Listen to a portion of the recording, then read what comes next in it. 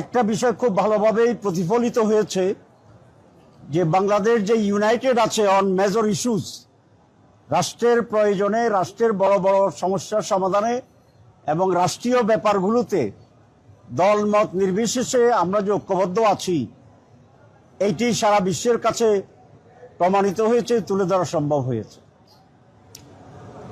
সেখানে অনেকগুলো প্রোগ্রামে আমরা অংশগ্রহণ করেছি।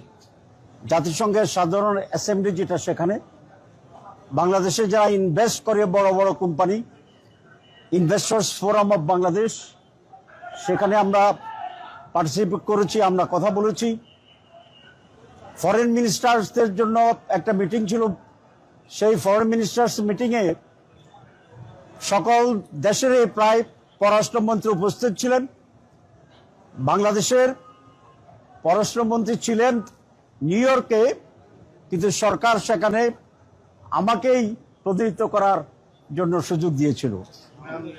তো স্বল্প সময়ের জন্য আমি পররাষ্ট্র মন্ত্রণালয়ের প্রতিনিধিত্ব করার সুযোগ সেখানে আমার হয়েছে এবং অন্যান্য সকল দেশের পররাষ্ট্রমন্ত্রীদের সাথে আমার আলাদাভাবেই কথাবার্তা বলার, প্রতিনিধিত্ব করার সুযোগ হয়েছে।